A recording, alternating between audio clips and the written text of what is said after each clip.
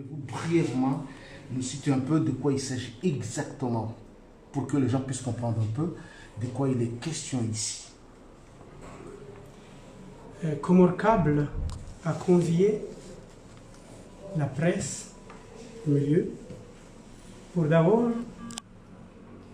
faire un point de bilan sur les 3 dernières années, c'est-à-dire 2017, 2018, 2019.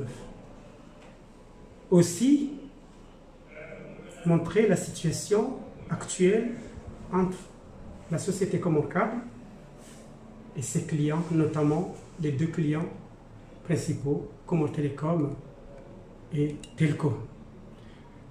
À travers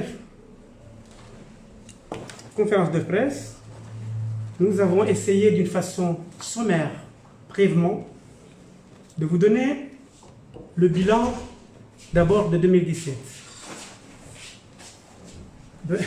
Bilan de 2017.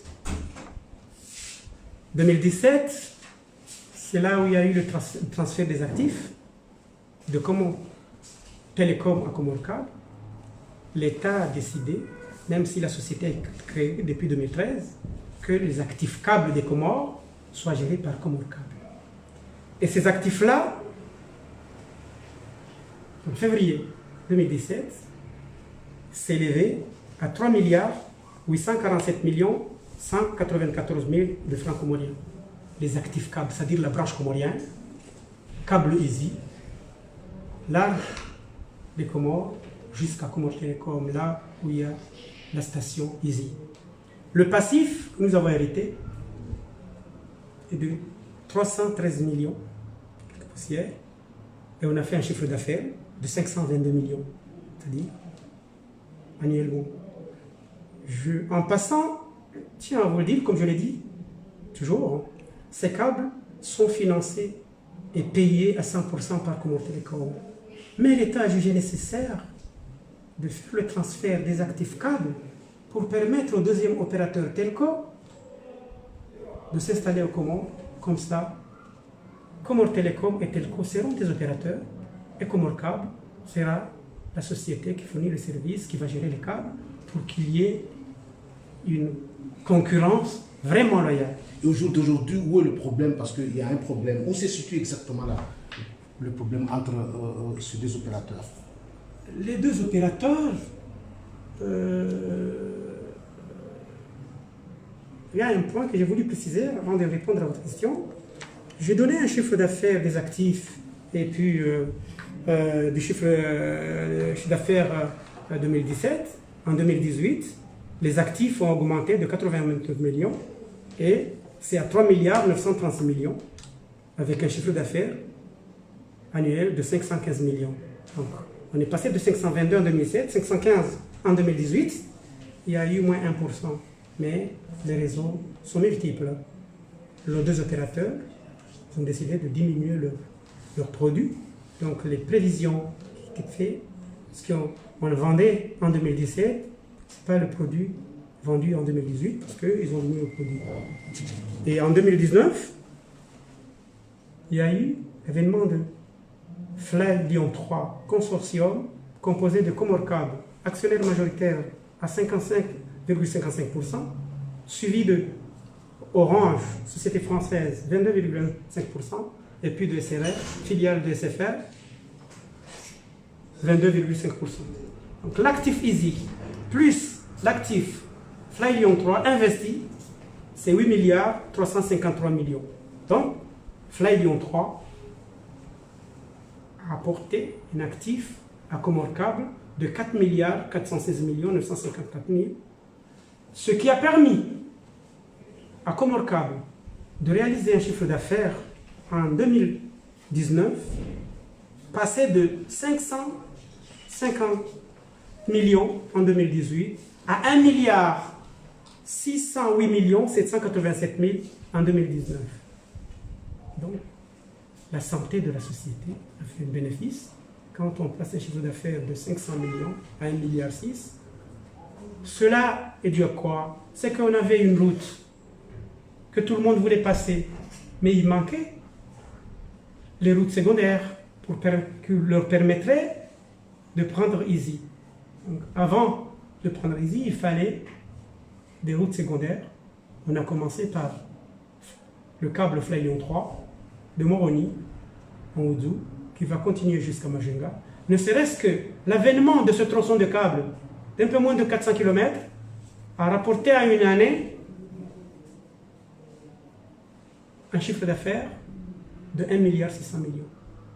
Donc là, on voit que l'avènement ou la multiplication des câbles, si les Comores arrivent à s'installer dans l'océan Indien comme étant un hub, carrefour des câbles, avant d'exploiter le pétrole, les Comores seront mieux placés, vont tirer leurs ressources dans les câbles. Où se situe la viabilité des Comores câbles? Comores câbles est bien installé, a une croissance positive. On a réalisé un bénéfice d'à peu près 900 millions à peu près, en 2019. Et on attend d'autres partenaires 2020-2021 qui nous permettront aussi de doubler, voire tripler notre chiffre d'affaires. Cependant, quelques problèmes persistent parce que Comores Câble a été créé pour fournir des sociétés, c'est-à-dire Comores Télécom et Telco. Et les relations entre Comores Câble et ses clients, ici, sur place, sont toujours en dents de scie. Sont relativement difficiles. Des fois, il y a respect des accords, des fois non. Comme actuellement, Comores Télécom fait des efforts pour payer ses factures. Il a un STM 16 qu'il paye chaque mois avec un passif, c'est-à-dire Comores Télécom doit à Comores Câble au 31 décembre 2019, la dette s'élève à 512 millions. Il y aura un correctif que Comores Télécom doit payer à Comores Câble.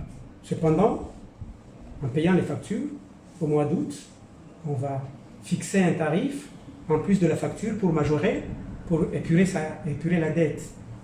Deuxième client, c'est Telco.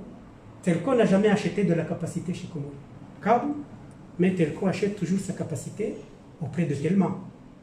Telco, c'est une société étrangère de droit comorien. Telma, téléphone malgache, téléphone malgache, membre du consortium de Easy, il a aussi sa capacité, comme Comores Câble a sa capacité, mais Telco achète, parce qu'il était dans ses droits d'acheter la capacité au lieu d'acheter Comores Câble.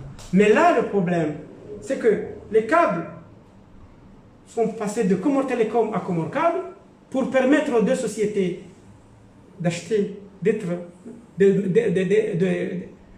qu'ils soient traités à égalité, mais il se trouve que c'est Comores Télécom qui achète tout seul sa capacité, mais Telco achète la capacité auprès de Telma. Donc, actuellement, le contentieux existe. J'avais un contrat signé à Issalo, Madagascar, pour un STM 16, transformé en avenant 4 STM 4, et le contrat finit au 31 décembre 2019. J'ai pas de contrat avec Telco. Au 1er janvier jusqu'à aujourd'hui, Telco devait d'abord régulariser le passif, signer un contrat de vente. Qu'est-ce qu'il va acheter auprès de Comores Câble? Mais au lieu de faire ce contrat, Comores Câble a été traduit en justice par Telco. Et la justice, par ordonnance, n'est que Comores Câble maintient les 4 lignes mises à Telco, en cross-connect, en capacité, jusqu'au 30 juin 2020. Mais, puisqu'on a donné les lignes, Comores Câble était en droit de présenter des factures. La justice et la facture a donné raison à Comores Câble. Puisque vous avez les lignes, il faut payer les services. Donc, nos factures s'élevaient à 1,80 million $, équivalent de 470 millions et quelques, que Telco doit payer à Comores Câble, plus les astreintes, parce que depuis le 17 février jusqu'à aujourd'hui, Telco était astreint de payer 10 millions jour s'il n'a pas payé le 1,80 million $.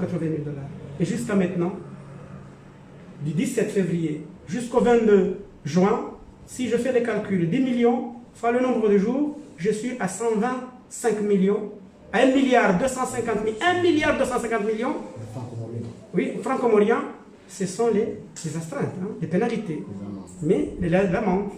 Mais la facture, c'est de 1 80 000 $, l'équivalent de 470, et c'est en fonction du cours du jour du dollar. Donc, et d'ici, j'ai envoyé un courrier ce matin à Telco, conformément à ce qui s'est passé en justice, et conformément aux ordonnances, que d'ici au 30 juin à minuit, si Telco ne régularise pas sa situation, c'est-à-dire payer ce que nous devons, en plus, souscrire un contrat de vente de capacité auprès de Comorcable, le 1er juillet 2020, Comorcable n'aura de service à entretenir auprès de Telco. Merci, monsieur le directeur. Merci, ça a été très clair. Merci beaucoup. Je voudrais une petite précision, monsieur le directeur. Est-ce qu'à ce jour, tous les contrats signés entre Comorcable et Telco, Telco, ils ont respecté ou non? Je voulais une précision. Jusqu'au 31 décembre, je vais vous le dire, puisque vous voulez des précisions. On a signé à Issalo, Madagascar, un contrat de 1 STM16, 2.5 gigas. Le contrat a été signé devant le membre du consortium, pendant le conseil d'administration. C'était au mois de novembre 2018 à peu près. Hein, 2018. Mais une fois, à Moroni, en cross-connect, hein, Telco vient me demander, au lieu de fournir un STM16, c'est-à-dire 2.5 gigas, il m'a demandé de faire un avenant, de lui fournir 4 STM4.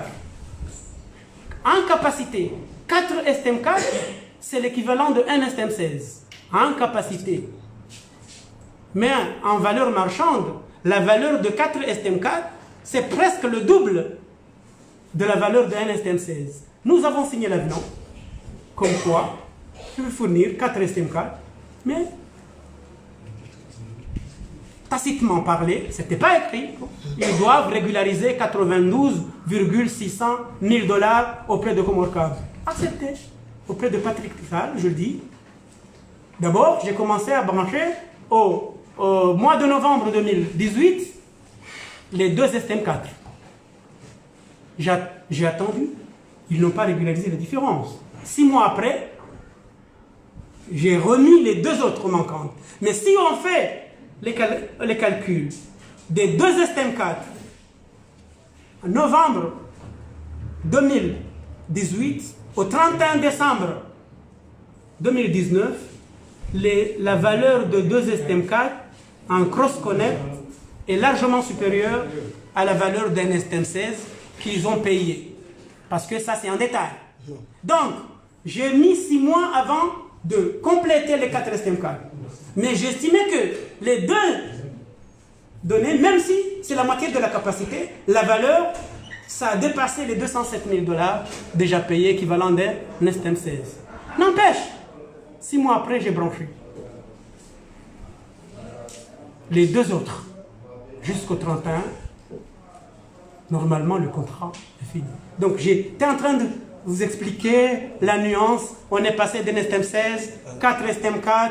La valeur marchande de 1 STM16, c'est en cross-connect, c'est inférieur à 4 STM4. Mais c'est la même capacité, hein, mais ce n'est pas la même valeur.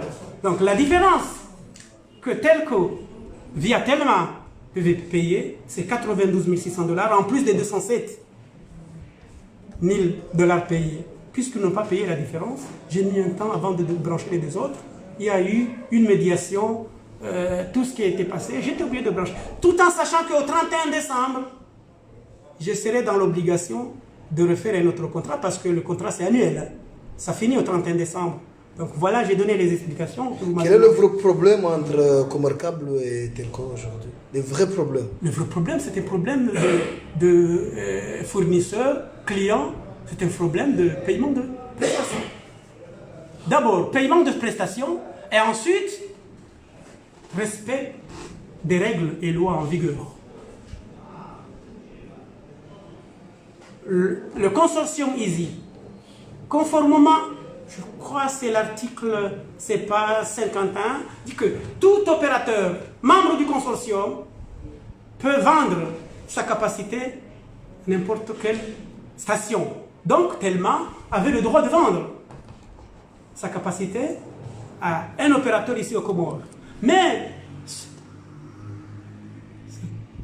ce que nous avons signé ensemble, tout membre peut vendre à n'importe quelle station si les lois et les règlements locaux n'en disent pas autrement. C'est-à-dire l'État peut modifier cet article du CNME du consortium. Donc l'État comorien a saisi cette occasion et donné l'exclusivité de la vente de capacité à Comores Câble. Du coup, Telco, au lieu d'acheter de la capacité actuellement, il est tenu d'acheter sa capacité auprès de Comores Câble. Ce qui, en quelque sorte, régularise la situation parce que Comores Câble a été créé pour 2 clients, pas pour un seul client. Et toutes les difficultés, 2017, 2018, c'est parce que c'est seulement Comores Télécom qui achetait la capacité. Mais Telco n'achetait pas de capacité, il achetait sa capacité. Comores Câble donnait un correspondant, c'est-à-dire donnait le passage, mais seulement client de Comores Câble, c'était Comores Télécom. Mais Telco achetait sa capacité auprès de téléphone malgache, comme vous l'entendez. Merci beaucoup.